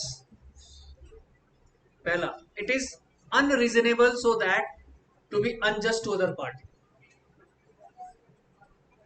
अगर किसी दूसरी पार्टी के साथ अनजस्ट कर रहे हैं, अनजस्ट मतलब उसके साथ न्याय नहीं हो रहा, जस्ट मतलब होता है न्याय, अगर उसके साथ अनजस्ट हो रहा है, अन्याय हो रहा है, तो फिर वो वैलिड नहीं। हाँ, आप सोसाइटी के साथ न्याय कर रहे हैं कि पानी जबरदस्ती वेस्ट हो रहा है, तो वो तो समझ में आ रहा था, लेकिन जबरदस्ती की सिर्फ उससे पैसा कमाना है तो फिर वो अनजस्ट हो गया। बात वही कूड़ा फेंकने वाली है। जब तक आपका समाज सेवा का मैटर था तब तक तो बहुत बढ़िया था, लेकिन जब आप उसमें दूसरा इनपुट डाल रहे हो तो फिर वो अनजस्ट हो गया। यही डॉग्स की बात थी, डॉग्स को फीड कराना। कुछ लोगों ने क्या किया, लिटरली कुछ लोगों ने जानबूझकर क्या करेंगे कि डॉग फीड कराना है। अब एक डॉग मेरे घर के बाहर बैठा है, आए राइस डाल के चले गए, अब डॉग कैसे खाएगा? शिष्टाचार वाला डॉग तो है नहीं जो एक एक दाना समेट के खा जाएगा। कुछ खाएगा, कुछ इधर उधर बखेरेगा, कुछ खाएगा, कुछ इधर उधर बखेरेगा। थोड़ी देर बाद एक दूसरे सज्जन आए, वो भी घर से अपने रोटी रोटी तोड़ ताड़ के दूध डाल डाल के वो भी ले मेरे ही घर के मेन डोर के बाहर। अब डॉग फिर खा रहा है, फिर कुछ दूध बखेर रहा है। अब उससे क्या हुआ? मैंने कुछ नहीं कहा। 10 दिन बाद क्या सिचुएशन थी? एमसीडी के इलेक्शन चल रहे थे तो झाड़ू वाला भी नहीं आया, वहां पे मक्खियां भी बनाने लगी just in front of my door. अब क्या करें? मक्खी तो हर कोई जानता है अच्छी चीज नहीं है, जरूरत है, एटमोस्फेयर के लिए जरूरत है, लेकिन मेरे घर के लिए जरूरत नहीं है ना। अब वो भी नहीं जानती रास्ता तो, कि घर में जाना है नहीं जाना, तो घर के अंदर आएगी तो बीमार होंगे कि नहीं होंगे? वो अनजस्ट होना शुरू हो गया मेरे साथ। आप डॉग को फीड करा रहे हो, डॉग के साथ तो आप जस्टिफाई कर रहे हो, मेरे साथ तो अनजस्ट हो गया। देन आई स्टार्टेड कंप्लेनिंग कि आप कहाँ से आए हो। फिर वही मैंने बताया, मतलब माइंड मत करना, कुछ लड़कियां झंडा लेके चल पड़ती हैं, डॉग्स हमें बड़े प्यारे हैं। मैंने कहा हाँ सही बात है, अब यही रह गए प्यारे। है ना? तो मैंने कहा बेटा ऐसा करो, इस डॉग की उंगली पकड़ो और अपने घर लो। छोटे थे मैं कहा मैं कुछ नहीं कहा, मुझे ही डॉग बहुत प्यारे हैं, तभी मेरे घर के आगे बैठा रहता है। मैं कहा लेकिन मैं जिस तरह से आप फीड कराते हो मैं ऐसे नहीं कहा। मैं जब फीड कराता हूँ तो जो गंदगी मचाता है मैं उसको साफ करता हूँ, क्योंकि मेरा घर। आप जो इसको फीड कराते हो, जब ये गंदगी मचाता है तो आप यहाँ वेट करो, उसको साफ करो, उसके बाद जाओ। I will never touch you, I will never interfere in your matter कि भैया क्यों खिला रहे। मैं कहा लेकिन जिम्मेदारी पूरी निभाओ। सिर्फ जिम्मेदारी ये नहीं है आपकी कि आपको फीड करानी है, आप मेरे साथ जो न्यूसेंस कर रहे हो उसको भी आपको संभालना पड़ेगा। डॉग एक्चुअली बीमार था, अपनी लास्ट स्टेज पर था। मैंने कहा मैं तो इसको 2-3 बार उसमें भेज चुका हूँ, वहां से वो लोग इंजेक्शन लगाते हैं, ठीक करते हैं, फिर वापस वही छोड़ देते चले जाते हैं। मैं कहा मेरी तो इसके साथ पूरी सिंपैथी है, लेकिन आप भी तो समझो। मैं कहा आप तो इसको बड़ा वो कर रहे हो। मैं कहा अपना तो आपने पल्ला झाड़ लिया कि किसी ने कहा होगा कुत्ते को दूध पिलाना है, कुत्ते को अंडा खिलाना है, तो आप तो खिला पिलो के अपना पाप धो रहे हो। मैं कहा सारा पाप मेरे करके जा रहे हो। मतलब वो इतनी ऐसी स्टेज पर था कि वहीं पर पॉटी करना, वहीं पर लार निकल रही है, सब कुछ वही। मैं कहा 7 करोड़ पूरा करो। मैं कहा आपने कभी निलाया है इसे? मैंने निलाया। मैंने कहा जो गर्म मचाता है मैं उसको सारा उनका मैं धोता हूँ उसे। मैंने कहा आपने कभी करा? हाँ। मैंने कहा वो एक दिन थोड़ा सा ब्लो करा मैंने, तो वो ब्लो खिलाएंगे हम तो हमारा राइट है। ठीक है, टेनेंट थी एक्चुअली।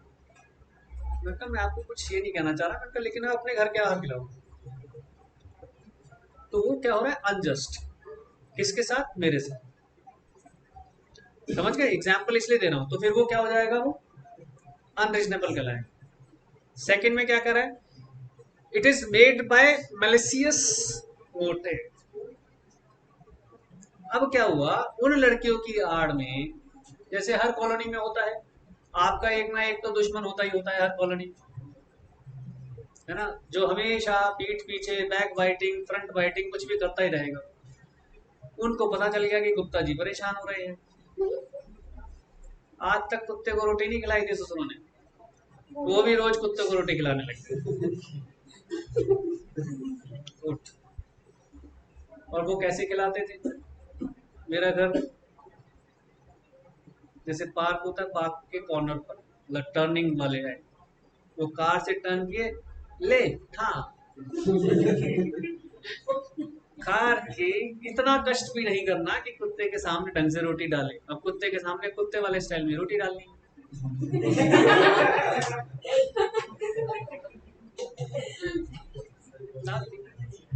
अब आप बताओ। हाँ? तो ये हालात हैं, ये कड़वे सत्य हैं, लेकिन उसको किस चीज से तोल रहे हैं? देखो लॉ कितना इंपॉर्टेंट है कि कहां पर लॉ लग रहा है। देख लो, मैं जो आपको एग्जांपल बता रहा हूँ प्रैक्टिकली जो मैंने झेला, और वो देखो सारा साफ साफ एग्जाम्पल दिख रहा है दोनों कंडीशन में। पहली कंडीशन में कह रहा है अनरीजनेबल हो गया, अनजस्ट हो गया मेरे साथ, नो डाउट। आप अच्छा काम कर रहे हो, सोसाइटी के वेलफेयर के लिए कर रहे हो, डॉग्स के वेलफेयर के लिए कर रहे हो, बहुत अच्छी बात है, मैं हमेशा सपोर्ट करूंगा, बट मेरे साथ अनजस्ट हो रहा है। अब जाके लॉ बने ना, अब जाके अथॉरिटीज ने बनाए लॉ, यूपी में तो लॉ बना दिया उन्होंने कि भाई लिफ्ट में नहीं ले जा सकते, लिफ्ट में ले जाओगे तो मुंह पे उसके वो बांधो, लॉ बना ना। कॉलोनी में घुमाना है घुमाओ, लेकिन मुंह पे उसके वो कुछ क्या बोलते हो इंग्लिश में, पता नहीं जो भी बोलते हैं, वो बांधना है, घुमाओ। अब क्या होगा, बंधा हुआ तो डॉग कैसे काटेगा? अरे करो ना, थोड़ी सी मेहनत भी करो, ये थोड़ी है कि हाँ भाई हर चीज में आजादी चाहिए। तो इस तरह से ये चीजें बन रही है कि पहली कंडीशन उसने बोल दी कि वो क्या होना चाहिए, रीजनेबल होना चाहिए, अनरीजनेबल नहीं होना चाहिए, अनजस्ट नहीं होना चाहिए किसी दूसरी पार्टी के साथ। दूसरा, उसके अंदर मलिशियस पार्ट इन्वॉल्व ना हो, जानबूझकर परेशान करने वाला पार्ट ना हो। अगर वो है तो फिर वो against public policy. Trafficking relating to public offices and titles क्या है ये बताइए।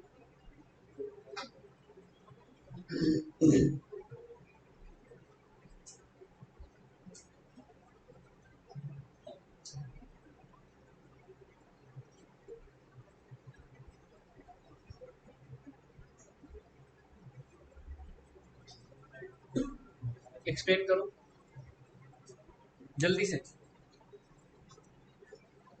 जितनी भी गवर्नमेंट ऑफिस होते हैं, पोस्ट होती है, उनको देने के लिए कैश मतलब अप्लाई नहीं करना चाहिए।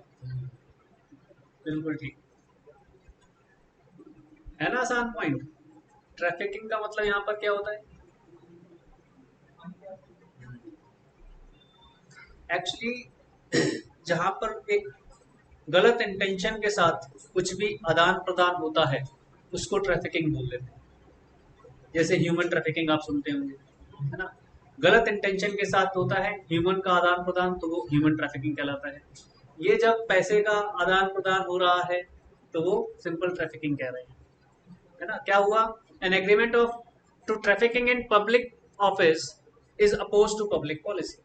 ऑब्वियसली आप सरकारी एजेंसी में या कहीं भी किसी भी एजेंसी से अगर आप काम करा रहे हैं तो वहां पर अगर आप पैसा देकर काम करा रहे हैं तो फिर वो गलत है, या वो कर रहा है पैसा लेकर तो वो गलत है, अपोज टू पब्लिक पॉलिसी हो गया।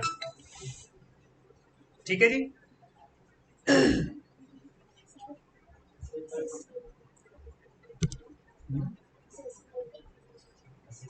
नहीं समझा। Exam assessment. अच्छा 2 बज गए क्या? हाँ बेटा बोलो बोलो। सर आप जैसे कुछ एजेंट्स होते हैं जो काम करते हैं और ट्रैफिक के उसमें मैंने देखा कि ड्राइविंग लाइसेंस एजेंट्स को हायर करके जाता है और ट्रैफिकिंग, प्योरली ट्रैफिकिंग। और सर वो ऑफिस के मालिक बैठते हैं। हाँ हाँ, तो उसके कंप्लेंट कौन करेगा? तो आज की क्लास एंड करते हैं, कंप्लेंट कौन करेगा बताओ, हु विल कंप्लेंट?